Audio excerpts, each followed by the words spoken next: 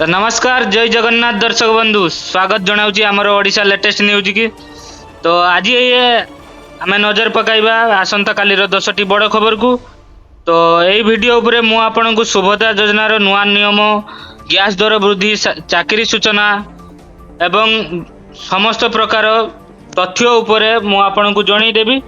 तो चलतु प्रथमे आपण मानक जनईदेवी जे पाग तो पाग केमिति रहिबो। तो आसंता काली ओडिशा रे पागर बड़ परिवर्तन देखा जिवो।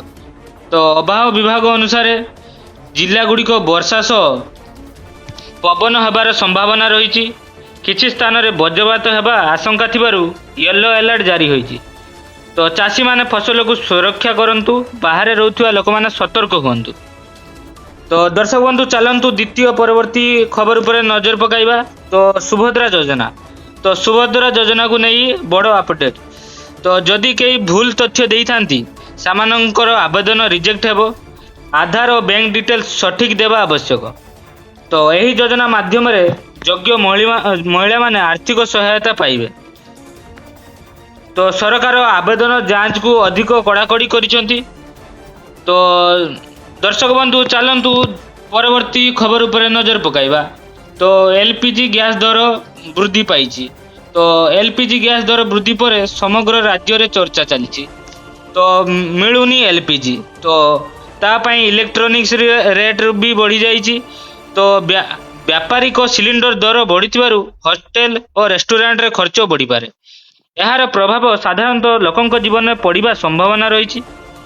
तो चाकरी सूचना, तो ओडिशा रे आसंता किछि दिन मध्य रे नुआ चाकरी सूचना आसीपारे। तो वीडियो रेगुलरली देखु थांतु। तो जहाँ फल आपण चाकरी जहाँ भी आसुची अपडेट पाई परिबे। +2 +3 ग्रेजुएट कैंडिडेट्स पई बड़ सुजोग आसीपारे। तो सरकारी विभाग खाली पद पूरण हेबो एई थर।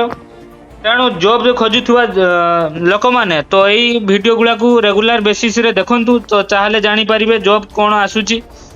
तो स्कूल कॉलेज को नहीं आसी जाइछि बड़ घोषणा। तो आगामी किछि दिन हेलानी गरम बहुत बढ़िबारे लागिछि। तो तापमात्रा बढ़ुथिबारु स्कूल और कॉलेज परिवर्तन हेबार चर्चा होउछि।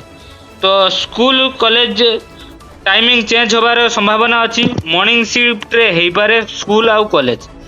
तो या फल रे छात्र छात्री को सुरक्षा भी रहिबो एवं एही सुरक्षा पई सरकार नैचंती बड़ निष्पत्ति।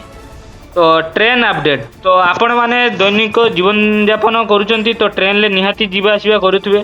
तो ताहले ए वीडियोटी आपण मानक पई गुरुत्वपूर्ण।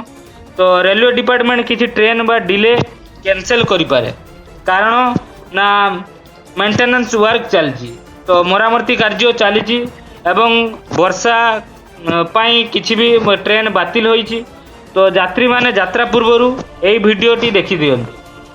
तो विद्युत दर भी किछि दिन हेलानी अधिक चर्चा चली विद्युत दर उपरे। तो डोमेस्टिक कस्टमर उपरे अधिक भार पड़ी पारे। तो फाइनल डिक्लेरेशन तो शीघ्र आसीबो आपनकर विद्युत दर नहीं, ठीक अछि।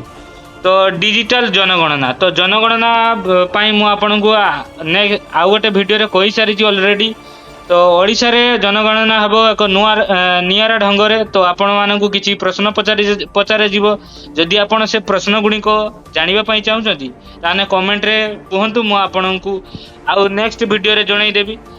तो विमान सेवा पई आसी जाइछि नुआ अपडेट। तो भुवनेश्वर नुआ फ्लाइट रूट आसी पारे।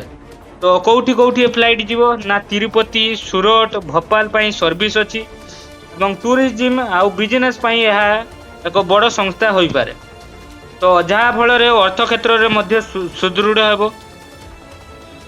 तो दर्शक बंधु आहुरी गोटे बड़ अपडेट आपन को देबी जे सोशल मीडिया रे इंटरनेट शटडाउन बा वार अलर्ट भली खबर भाइराल होउची, किंतु सरकार पक्षरु ऑफिशियल कंफर्मेशन आसी नै।